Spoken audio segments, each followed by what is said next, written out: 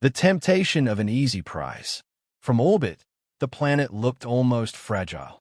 A blue marble wrapped in swirls of white, with sprawling green continents cut by glittering rivers and coasts. At night, entire regions shimmered with artificial light, revealing the presence of an industrious civilization. Yet, to the eyes of the Krex Dominion scout fleet, Earth seemed like a meal left out on the table, ripe, vibrant, and utterly undefended. Commander Varick of the Krex Dominion stood at the observation deck of his flagship, arms clasped behind his back. His slit pupils narrowed as he studied the rotating sphere. No orbital stations, no defense satellites, no patrol craft, he muttered, the scales around his jaw tightening in anticipation. A world rich in water and biomass, unclaimed. Behind him, junior officers exchanged wary glances. They had seen worlds like this before, lush and fertile, their natives oblivious to the greater galactic stage. Such planets rarely remained free for long. Yet one officer, younger than most, cleared his throat. "Commander," said Lieutenant Kiro, "there is a record. This planet has been logged many times. Other empires have passed by. The Irith, the Ta, even the Greys. And yet, none have planted their banners here." Varick turned, his scaled brow furrowing. "Are you suggesting the others were blind? Look at it, Lieutenant. No shields, no fleet, no planetary defense net. Their militaries are fractured, divided into nations still bickering over borders.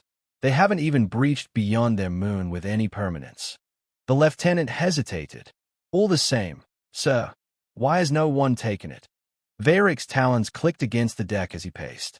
"Perhaps fear, perhaps superstition. The archives are full of half-truths and rumors, but the Dominion does not bow to whispers." He extended a clawed finger toward Earth. "We will seize what others feared to touch. This will be our prize." The officers bowed, though unease lingered in their eyes.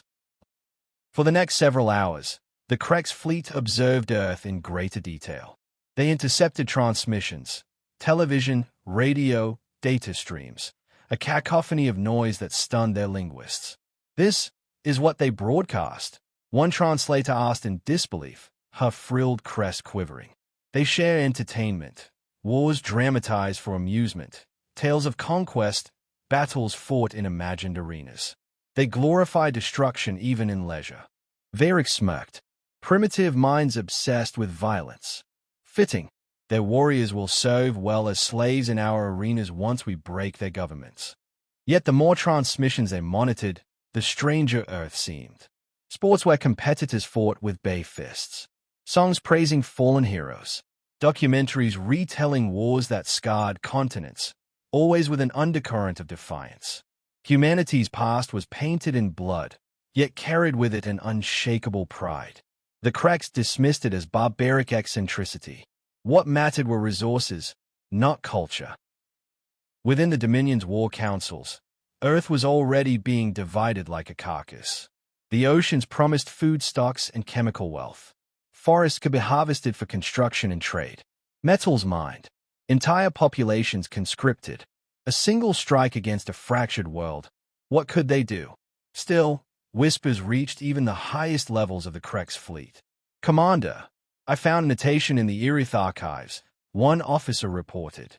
"They called this world the Silent Orchard."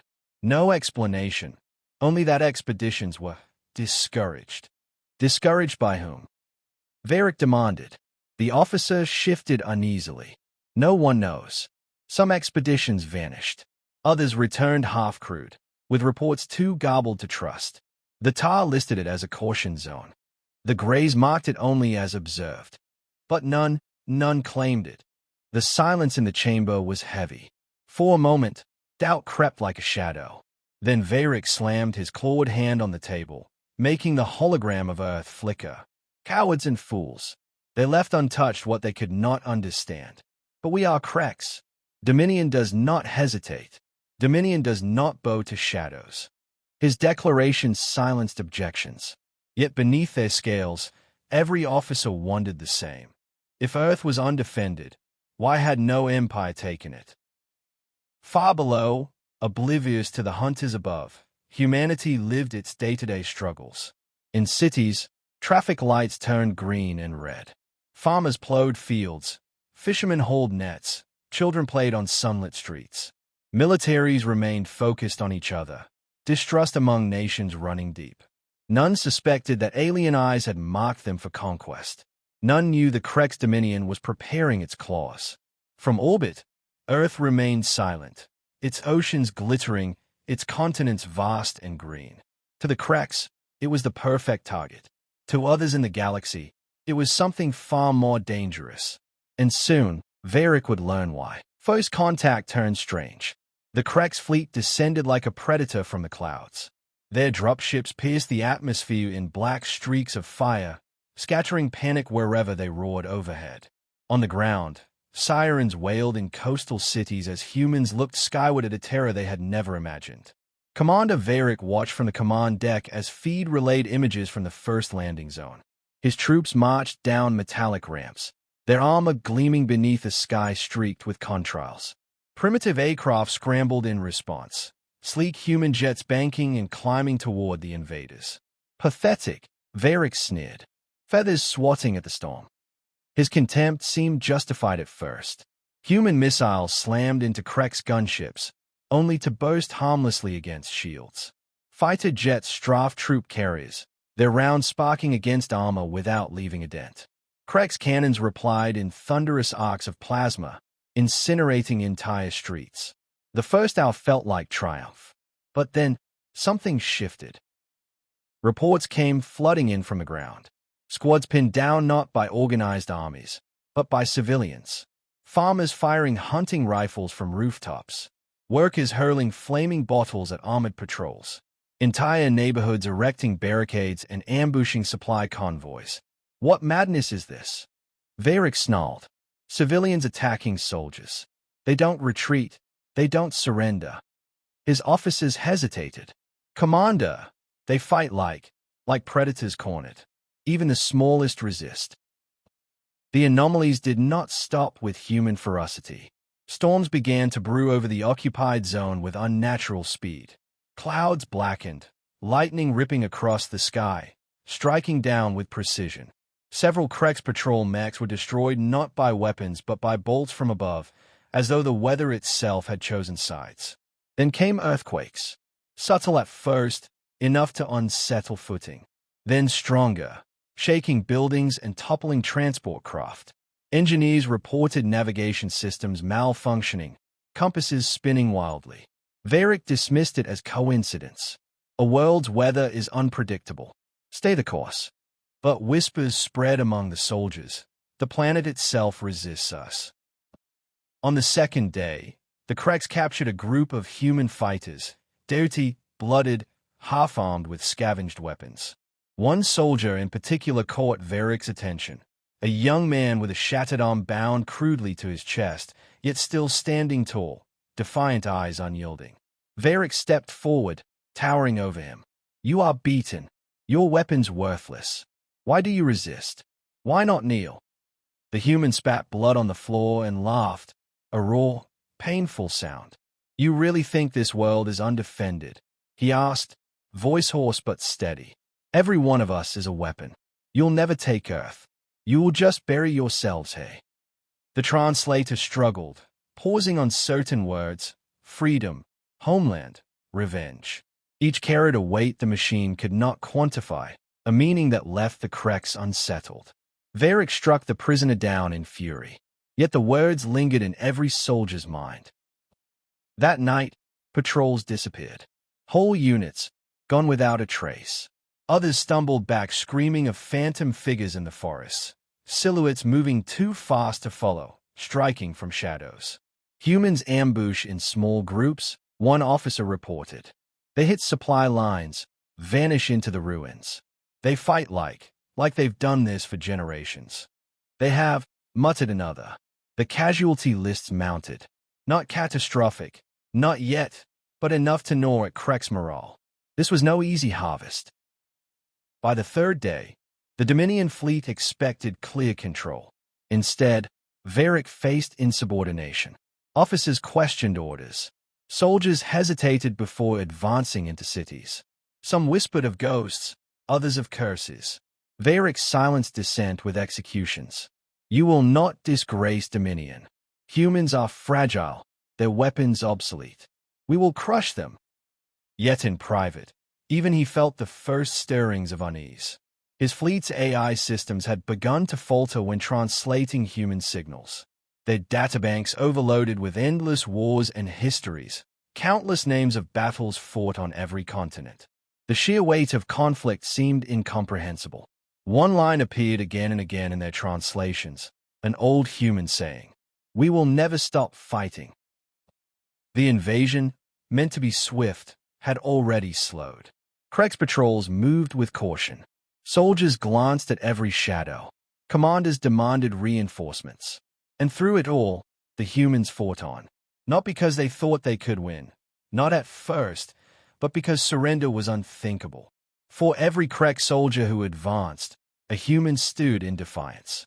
For every weapon destroyed, another was improvised. It was not war as the Krex understood it.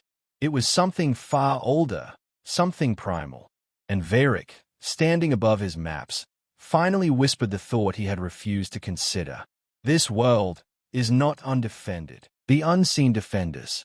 The Krex Dominion prided itself on precision. Every invasion was planned to the detail, enemy strengths catalogued, weaknesses exploited, outcomes calculated before the first shot was fired. Yet nothing about Earth fit the pattern. The more the fleet tried to impose order, the more chaos consumed them. Commander Varric stood over the holotable, mandibles flexing as reports scrolled in. Units lost contact in urban ruins. Convoys ambushed by bands of farmers armed with tools. Gunships struck by lightning as if the storms themselves sought vengeance. This makes no sense, he growled. They have no planetary fleet. Their weapons are decades behind even the most primitive client states. Yet casualties rise every cycle. Lieutenant Kiro, pale under his scales, shifted uneasily. So, perhaps there's a reason no one has ever claimed this world. I've dug into deeper archives. The records are fragmented. But, speak plainly. Kiro swallowed. Hundreds of expeditions have touched this world across centuries. None lasted. The Irith, the Ta, the Greys. Even smaller empires. Every one withdrew, or vanished entirely.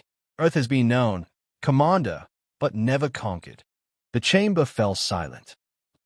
The deeper Kiro explained, the darker the picture became. There are stories, sir.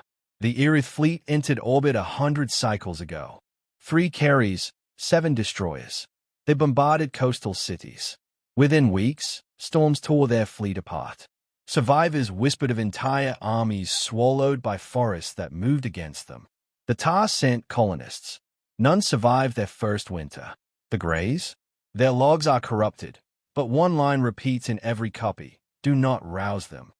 The officers shifted uneasily, their eyes darting toward the hologram of Earth. Varric slammed a claw against the console. Superstition. Old soldiers weaving ghost tales after failure. We are Krex. We bend worlds. Yet even as he spoke, doubt gnawed at the edges of his certainty. Krex scientists worked feverishly to understand the enemy. They dissected captured humans, probed their biology. What they found unsettled even hardened veterans. Commander, one medic reported, his voice trembling, humans are different. Their bodies heal with alarming speed. Their blood carries defenses that adapt to poisons. Their muscles endure extreme strain. They can survive wounds that would kill us instantly. Another added, their minds are wise. They endure fear differently. Trauma does not always break them. It hardens them. They fight even when all logic says flee. To the Krex, accustomed to species that either submitted or shattered, this discovery was terrifying. And then there was a matter of memory. Every generation remembers war, Kiro explained, displaying captured data.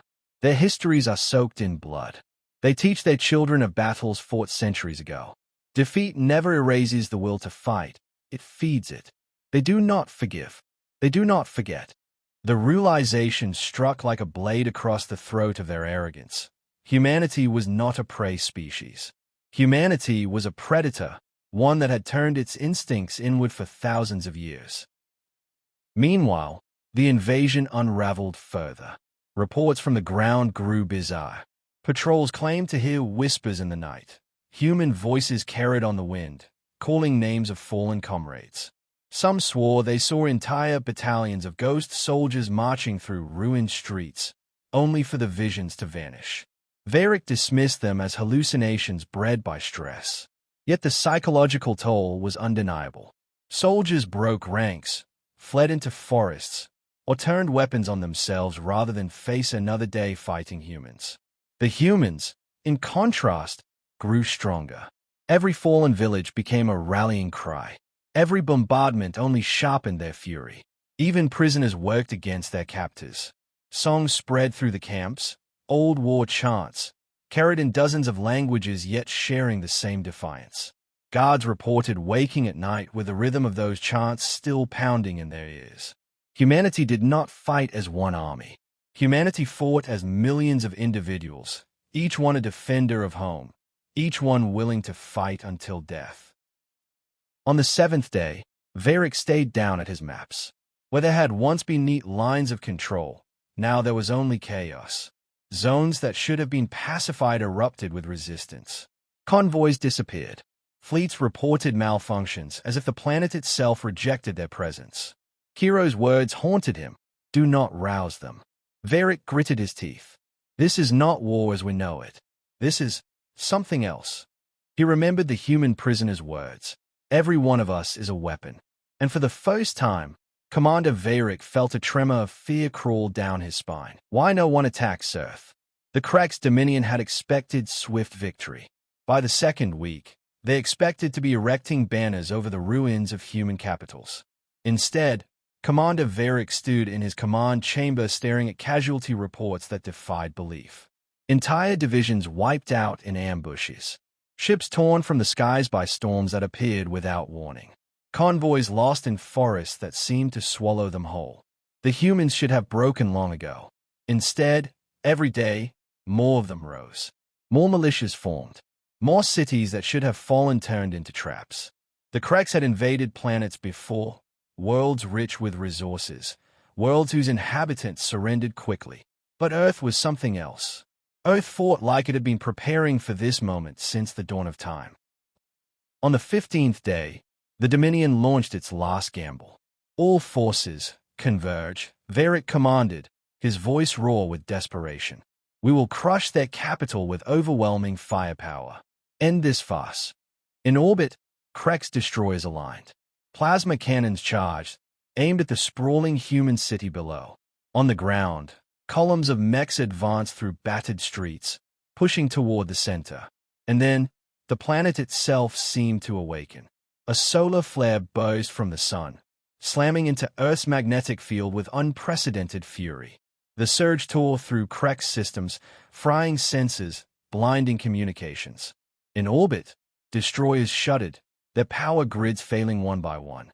Some fell into the atmosphere, burning in streaks of fire across the night sky. Others crashed into oceans, swallowed whole. On the ground, mechs froze mid-step as their circuits shorted.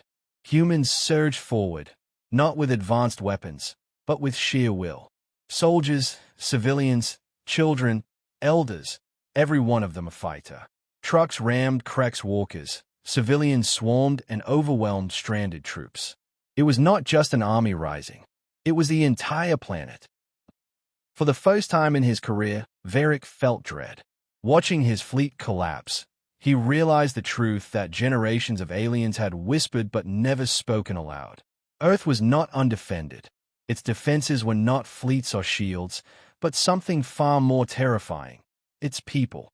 Every human carried within them a will to fight that no invader could extinguish. They fought not for conquest, not for resources, but for home. And in that fight, they were relentless. By the 19th day, the Dominion was broken. What forces remained begged for retreat. "Commander, we cannot hold," an officer cried. "Every block, every forest, every ocean rises against us. Even the storms strike at us. We must flee." Varric stared into the hologram of Earth, the once undefended, jewel now revealed as a fortress of will. At last, he gave the order. Withdraw. All ships capable of flight, retreat. Carry this warning to the stars. The retreat was chaos. Ships limped away, many half-ruined. Thousands of soldiers were left behind, cut off by human resistance. Few would survive. Before his flagship jumped to hyperspace, Varric transmitted one final message across the galactic network. His voice carried the weight of humiliation, but also of fear. To all empires, to all who listen, do not attack the world called Earth. It is not undefended. It will never be undefended. Its people are its weapons, and they will fight until nothing remains of you. Remember our fate. Remember the Dominion. Do not rouse them. The transmission spread like wildfire, confirming what countless species already suspected but dared not say aloud. On Earth, humanity stood among its ruins. Cities smoldered, the dead buried in hasty graves. Yet the people did not weep as victims. They stood taller, united in ways they had not been for centuries. Nations that once quarreled now stood side by side, blood mingled in defense of their home. No fleets orbited their skies. No planetary shields hummed. Earth would return to what it had always been, undefended. But every survivor knew the truth. Earth did not need shields. Earth did not need fleets. Humanity itself was the deterrent. In the years to come, alien scouts would pass Earth at a distance. Some would glance down at the glowing lights of cities, marveling at the undefended jewel. None dared approach, because across the galaxy, the Krex warning had already become proverb. No one attacks Earth twice.